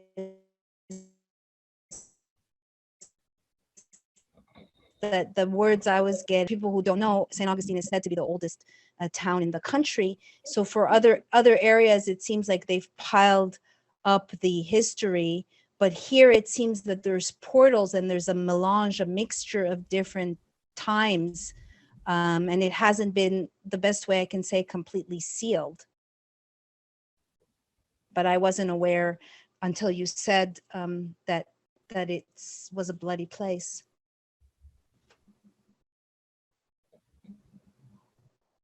So how do I answer that? Well, what comes to mind? I mean, just how did you discover, okay, or like what do you say to the fact that it's a time portal? Well, let me say it this way. So let's take one thing, for instance. Let's take our fort. Okay. Without question, without argument, it is the most famous star fort in the United States, the most complete remaining star fort in the United States. Okay, that is not to say that its sacred geometry is intact. It's not. But the star fort in and of itself, the federal government has spent a great deal of money to preserve that thing. Okay, so I did not know that. I don't know about star forts. I don't know that maybe people listening know what a star fort is. Maybe we can back up, sorry, and explain, if you can explain to them what a star fort is. If that's well, okay. the story that you would read if you Googled it is that star forts were bastion forts that were built with those 90-degree angles so that candles would come off of them. That's what the story will tell you. That's the first thing that will come up in a Google search. But they're surrounded by sacred geometry, and they were surrounded by water. And like the pyramids had water underneath them, still has water underneath them, all of the star forts have artesianal water moving underneath them. And they had water flowing through them along with moats when they were active. So there is the line of thinking that the star forts were a sort of free energy system, raising, collecting plasma and raising it in the same way that Wardenclyffe Tower would have worked. There's also another theory in that range that they were very ancient water filtration systems, so sewer systems, essentially. So there are a lot of theories, those two main ones, that they were free energy generators, batteries, essentially, using water through sacred geometry, much of which around star forts has been destroyed. In our case, Henry Flagler, when he came here and started tearing everything up and trying to turn it into as he put it, the Riviera of Florida. So like the French Riviera, right? He tried to turn Florida, he tried to turn St. Augustine into the American Riviera. So he built his hotels and his railroad and all that hooty-hoo. What stood in ruin in the late 1800s when he was here of the Castillo San Marcos, he turned into a golf course. Disgusting. So all the sacred geometry around Castillo San Marcos has been completely destroyed. The sacred geometry held pools of circulating water in different shapes, like mandala. That has all been destroyed, and that's an accumulation of time. But it was really destroyed by Henry Flagler when he turned everything into a golf course. So yeah, the story you'll get is that they were bastion forts, as they're called, and they're called stars because they have all these points. And the Google story is that they were built that way so that cannonballs would bounce off the walls. But I will let each person decide what they believe. Whether it's a free energy device, like so many things all over the world, and there are star forts all over the world, yeah, or if it was a water filtration system. I'm actually fascinated by that one of late, that it was a very ancient sewage system, essentially. Wow. With aerating pools and such. That's a very interesting one. And well, then that goes down the road of, the World's Fairs and all those giant slides. And what were those really? Were those aerating pools for water circulation and water filtration? Who knows? Anyway,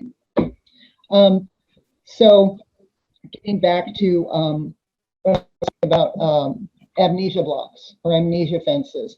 So let's take Castillo San Marcos, which is the name of our star fort here in St. Augustine. So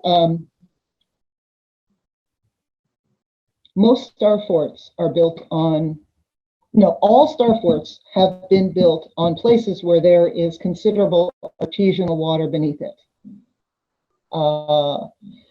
Like the pyramids, because they're Tesla towers there, Wardenclyffe towers, essentially. So the water underneath is vital for the system to work. It's amazing how, I don't know how many star forts there are in the world, but how did they know where to go? Who built them?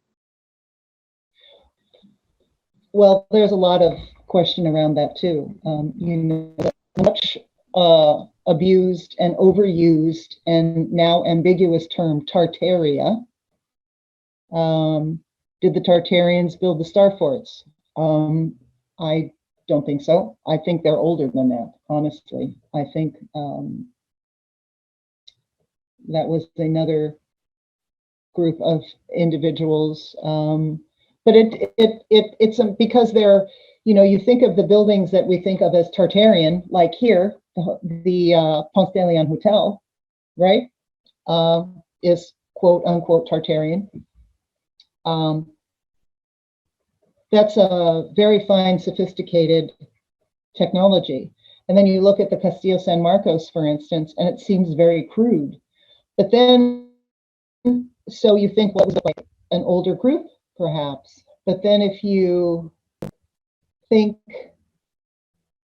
consider, there's two theories. One, that they're free energy systems like the pyramids were. Basically, they were Wardenclyffe towers. And then there's another, that they were early water filtration systems, including sewage systems, so that the sacred geometry around them, which was at different depths, walled areas in construction like mandalas around the star forts, were to use those shapes and edges and all that aeration to purify the water. Whether it was for drinking, as you have an area where there's a desalination plant, were they desalination plants, were they sewage systems purifying the water? There's different theories. And who built them? Well, I don't know. But I do believe that our earlier ancestors from what we would call Paleolithic times were more in tune with the earth, and the magnetics of the earth were stronger. That's been evidenced in geologic core samples and whatnot.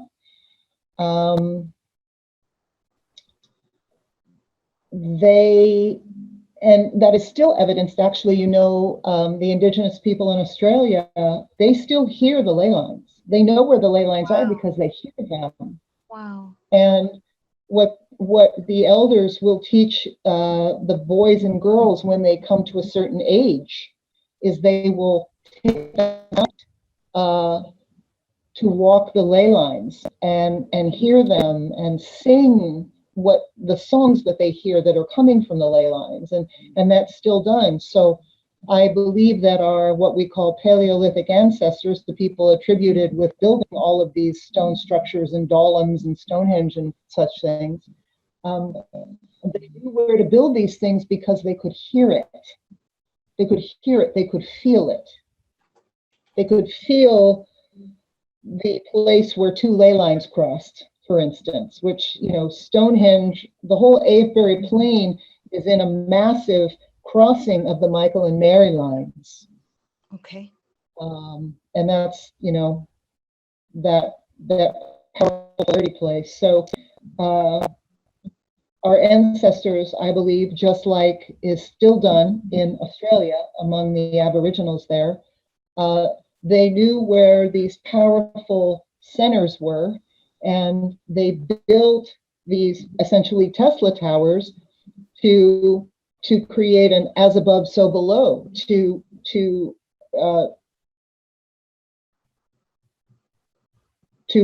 raise the energies from the earth up above their heads so they could make use of that powerful, holy energy and do what they did with it. So that's what I think about why the star forts are where they are, just like why the stone circles are where they are, because our ancestors could hear it. They knew where they were. And what I think is really interesting too is, people are very concerned because there are some glacial bodies that are melting. Well, those glacial bodies froze at a time when the beings that lived on the earth were more in tune with the earth and the magnetic forces were stronger. So as those bodies of water melt and re-enter the freshwater system, the frequencies in that etherized and plasma form of the water is coming into us. The frequencies of those beings from a time in the earth when they could hear the ley lines is now part of us because that water is being released. So the plasma is being released. So the ether is being released, and it's a part of our magnetic system now, which is very interesting to think. As people are waking up so quickly and consciousness is raising so quickly, that's also going on. And how does if anything, this is a Medusa, how was she framed? Can you speak of why you named your channel and who Medusa was? I've been fascinated by Medusa and snake energy, which I think is sacred, which has maybe turned evil. But what is your relationship with Medusa, and who was she? So story is, she herself was a very devout young woman and spent time in the temple of Apollo in a very like a nun-like obedience and reverence. She was very devout, and as those stories of Greek and Roman mythology tell us, Poseidon saw this really cute blonde chick down there in his temple and came down and raped her, because that's the stories that they want us to believe, right? So Poseidon came down and found this really cute devotee in his temple and raped her, and she got pregnant, and Athena didn't like that, and so punished her, cursed her. So it's a story essentially of, the girl was in the wrong place at the wrong time, got raped, and then was punished for being raped because it was her fault. She was so pretty that she got raped. Wow. So that's the whole thing. And then, so what's Perseus really killing when he cuts off her head? I mean, did he end the spell and free her? Or is he promulgating the curse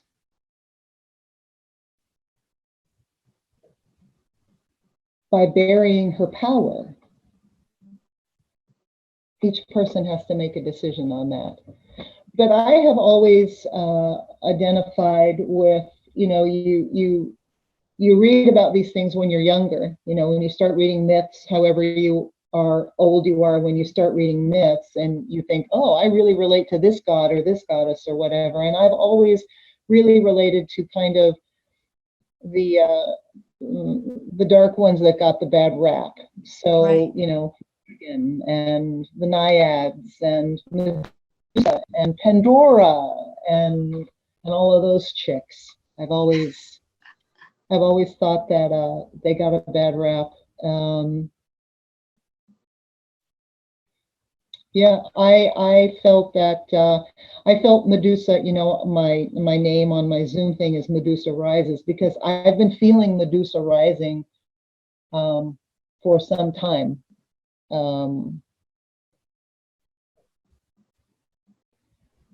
Like Pandora is coming back, right? We thought, oh, she opened the box. Well, she had to open the box. She had to open the box because we have to see the shit at the bottom of it, right? This is definitely a time of Medusa rising and Pandora rising too, because we have to see the crap at the bottom of the box.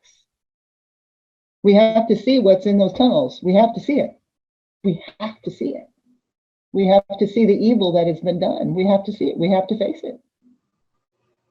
Do you think, Joyce, or have you been, would you agree that you dive into darker realms and not everyone can do that? Like, just like I'm dealing with a lot of, in my reporting, a lot of negativity. Do you feel that, or you feel like you rise above and are not delving into the swamp? Are you asking me if I dive into dark realms? Yeah. Oh yeah. And I yeah, definitely. But I think, in my case, my relationship to these maligned figures has helped me to do that.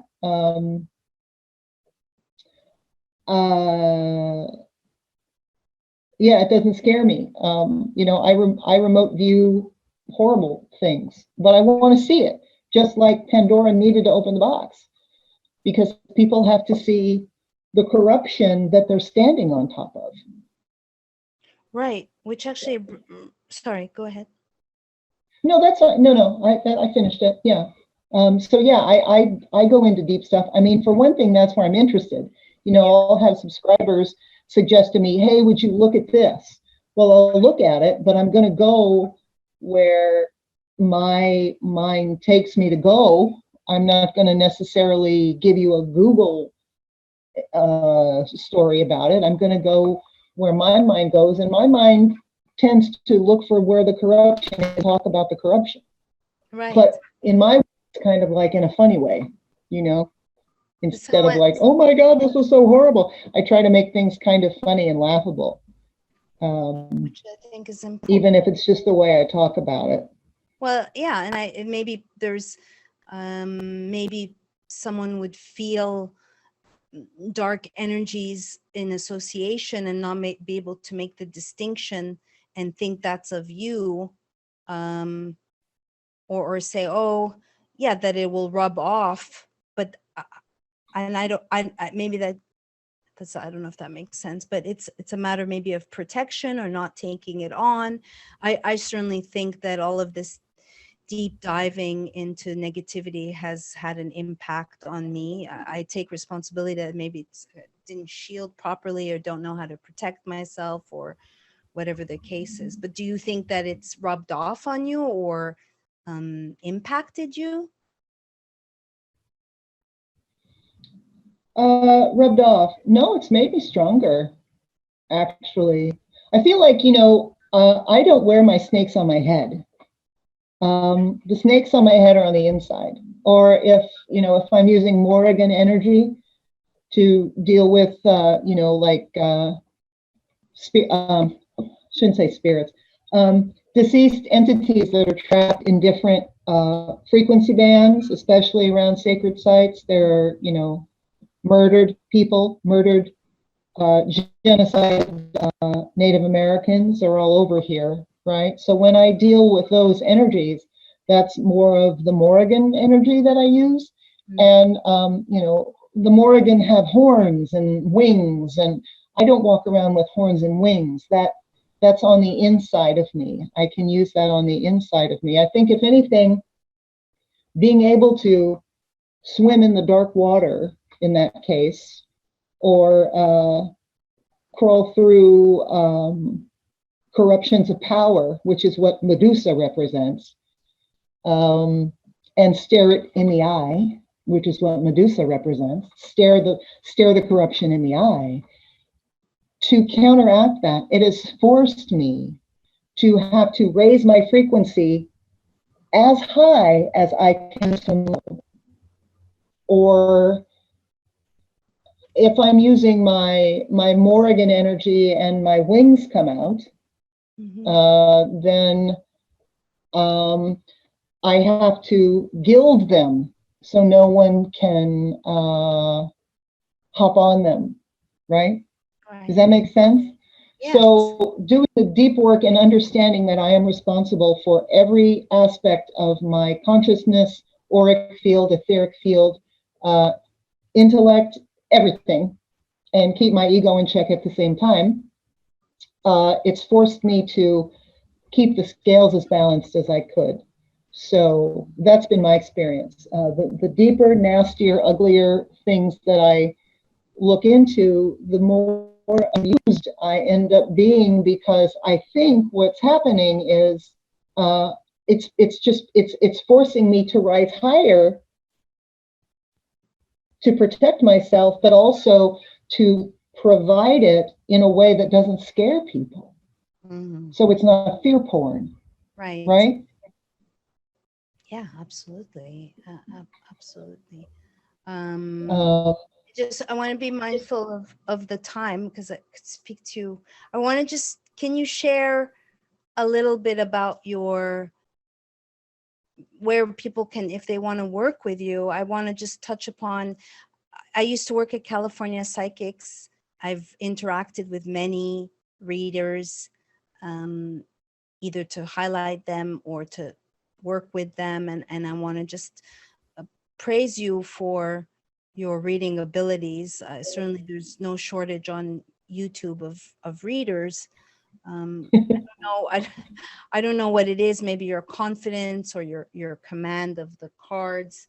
I studied the tarot, but I didn't have, and I did it for a minute, but I just didn't have the confidence of what I was seeing.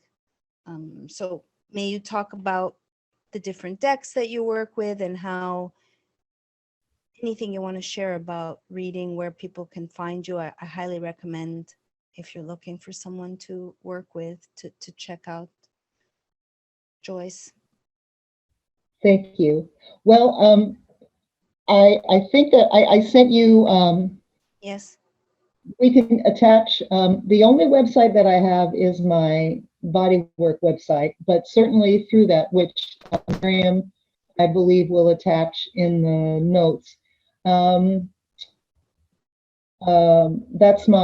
That's like my day job work. That's my medical and rehabilitative bodywork. But then this other stuff that we're talking about, you can still contact me. If you go to my website, you can certainly email me from there, or drop me a text. Just say the email, just this website right now. The website, it's my name, so it's Joyce.Inderkum, INDERKUM, .YOLOsite, which is YOLASITE.com. So that's my website for my body work, Joyce Inderkum, YOLOsite.com. You can also email me at MedusawasFramed and the number 7, all one word, MedusawasFramed 7, the number 7, at Gmail. But what was I going to say?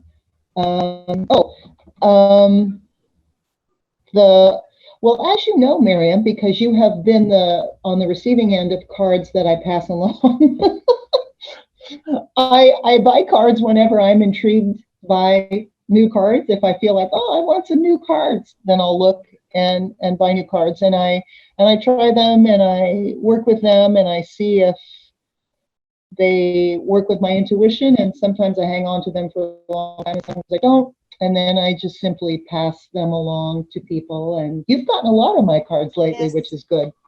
Yes. Right now I'm actually working pretty much exclusively with stylized variations of the Rider-Waite. So the standard. I have 3 decks that are stylized variations of that. I have that one holographic deck that you like so much, that gold shimmery. It's the Rider-Waite, but it's gold and shimmery. And I know you like that deck. And I'm also working with a Kipper deck and a Lenormand deck right now. I have Thelema Lenormand and Findicicla Kipper. Lenormand being the deck that was created by the card reader, fortune teller, whatever you want to call her, Marie Lenormand, who was the, shall we say, the diviner to Napoleon and Josephine.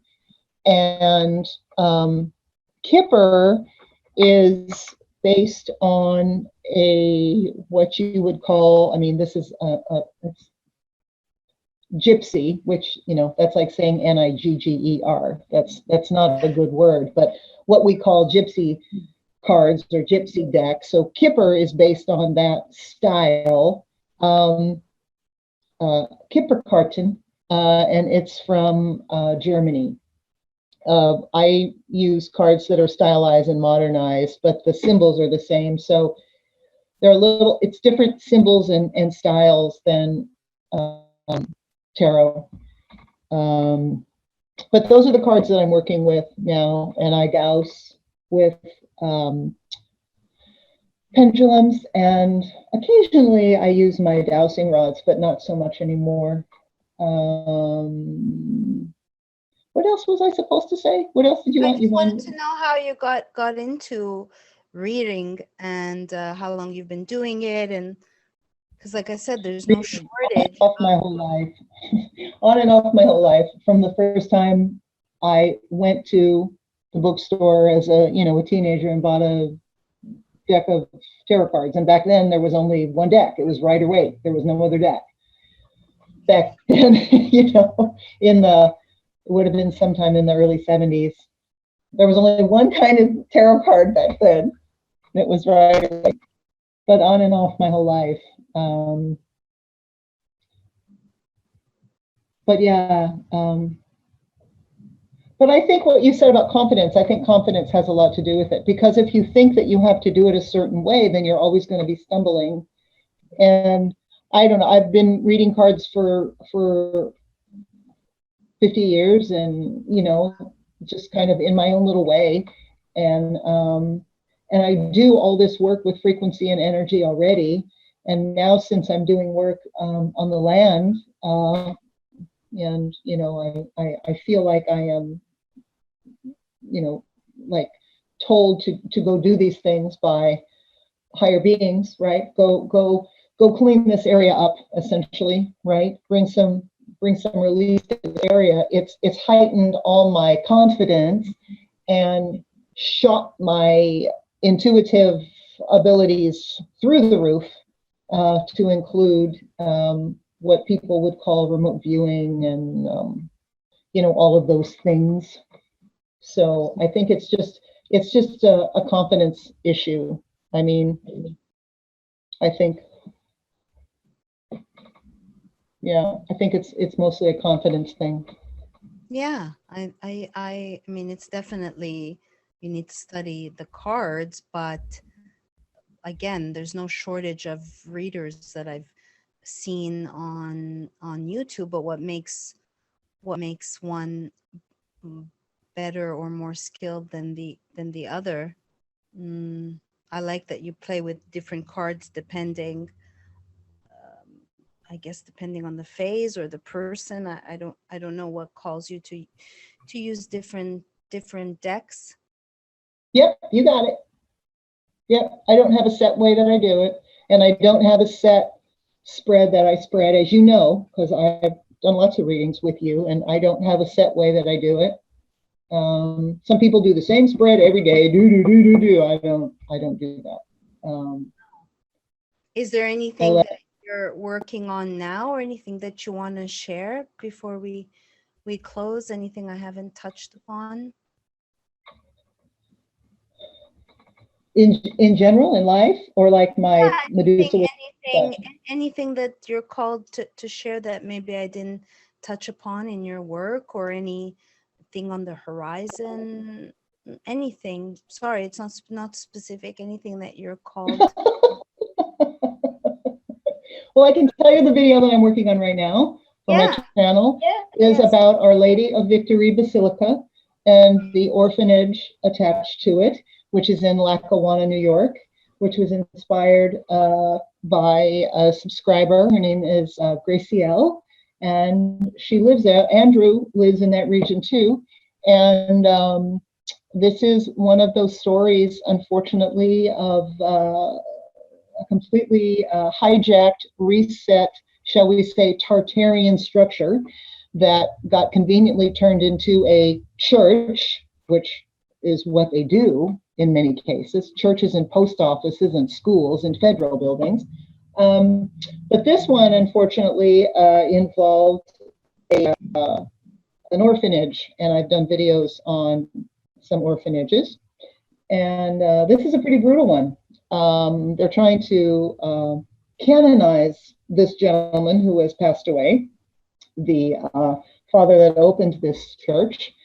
And he has been attributed after the fact with a lot of abuse. And the Monsignor who took over after his death has had cases come to court for you know what, starts with a P. Catholic priests taking improprieties with young children. And so the video that I'm working on right now, that's what that's about. Our Lady of Victory, Our Lady of Victory Basilica in Lackawanna, New York, near Lake Erie. Anybody that wants to, if you want to Google that right now and look at a picture, it's a pretty spectacular building, but that's what I'm working on, that. And I'm not sure what I'm going to do after that. I don't have anything. Actually, well, I don't know. I'm not going to say because I don't know. And you know, I'm going to be a mobile dweller the first of the year. So I just bought my car, as you know. I bought my car that I'm going to move into and be a mobile dweller. So that's very exciting. Yes, congratulations. Yeah. I would definitely recommend for people to check out the YouTube channel MedusawasFramed and give some love to Joyce. I guess now in this world, the less subscribers you have, the more real you are. I just topped 380. Well, yeah, I'm not, you know, I just did this channel because I had a lot to say. And my college education was in archaeology. Oh, wow. Wonderful, fascinating, useless, right? Wonderful, fascinating, useless, unless you want to go be an archaeology professor or spend the rest of your life writing grants to go do digs here and there. It's useless. But that was what I wanted to say. It was the only thing that would hold my interest because it was so interdimensional, and I had the great honor to do archaeology in different parts of the world, and my brain has always been peaked that way. And certainly the training of an archaeologist is to dig below the surface and don't believe what anybody else said, and that continues to be the case. So I buy books and read things anyway, and I thought, you know, I'm just gonna start a YouTube channel about these things. And so I did, and I wouldn't have cared if I had 1 subscriber or 10,000. You know, it was fun to put the process together, to put the project together. And I'm not trying to build an army, and it's not, I don't have a Patreon because it's, you know, I don't think that way about it. People can certainly buy me a coffee, but you know, I'm not trying to do this as a living. So it's just, I do stories the way I want to do them, and peek at things the way that I want to peek at. And, right. So yeah, it's just my, I call it my archaeo curiosity, like archaeology, my archaeo curiosity. I never know where I'm going to go with it, but I guarantee you I'm going to dig under the surface, and if I find something really interesting, I'm going to go deep. Yeah, I've only scratched the surface of your channel because I'm having a serious problem with time, and yeah, but that's changing. That's part of the frequency change that's going on. Linearity is leaving, and a lot of people are going to really struggle with that. That's leaving. So is the need taught. I hear what you said. What is leaving? linearity. Oh, linearity. That's third and fourth dimension. Yeah. It doesn't exist. Yeah. It doesn't exist. Yeah, it's still It's a 5:15 construct. though, and I've done no writing, so that's the way I see it. But a lot of people are going to struggle with that. And also, we're going fifth dimension. People don't need to talk because you're telepathic, right? And that's what we're going into. And part of moving from fourth to fifth density is learning without needing to be taught. You find a frequency band that it's like your radio.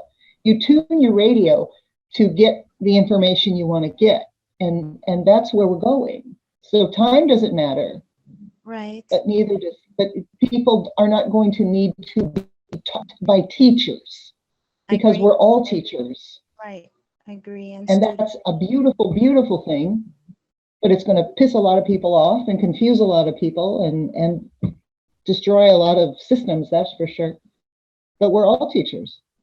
You can teach. You've taught me a lot. I'm sure I've taught you a lot. We all teach each other. And, the only reason that there is this need for college education and all this stuff is because people want these degrees, because the degree is supposed to take you somewhere in some fourth dimensional construct of you need this degree to get this job. Well, what do I want this job for? Right? I mean, it's all nonsense. Yeah, it is all nonsense. So that's all. Maybe this is whatever the fuck is happening with me in time is a learning, but I just see it as like, oh my God, it's already fucking 5:15 and I have 8 pages to read and I haven't done any writing and I feel useless. Like I feel like I haven't, so I'm still grappling with that judgment, and then I get all tense in my body and upset.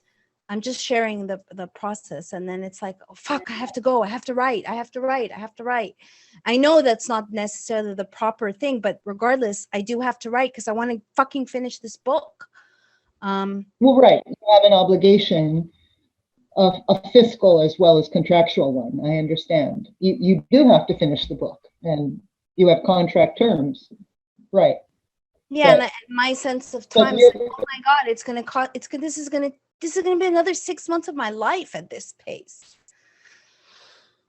So, sorry, I'm just sharing my frustration, my process of. Don't apologize. Because I need this to be. This is not a happy. It's not sustainable. You literally are, stuck between the Sybil and Charybdis. You really are. You're really in a rock and a hard place because there's a part of you that is etheric and moving, and it is tethered to all this obligation. Yeah, totally. Yeah, yes. Right. And a lot of people are in that right now. A lot of people are in that. I don't know. Maybe people are more efficient or they write faster than I do. I do when I speak to people, I'm like, fuck, you know a lot, Maryam. You're like walking, I can talk about a lot of different things and be specific, and okay, that's great. And I'm grateful. But I've also, after this book, I am not going to write another book. And I want to change the way my life is and be more go with the flow and see what presents itself. And yeah, so we'll see. The reason why this is such a big deal is they're the largest of the big tech companies by far. They have 92% of the worldwide search market between Google and YouTube. That's stats that I had back in March 2020. 92% of the search market. And they might have more than that if you think that DuckDuckGo and some of these other search engines actually use Google's engine. We're going at the heart of this. It's a very scary time in the sense of the control that they have. People don't realize, it's one thing to censor us and to keep us from speaking. It's another thing for people to be held back and not be able to hear it. I almost think it's a bigger crime to not be able to hear the information. And let's use the example of COVID, where people didn't get to hear treatments that actually was saving loved ones' lives.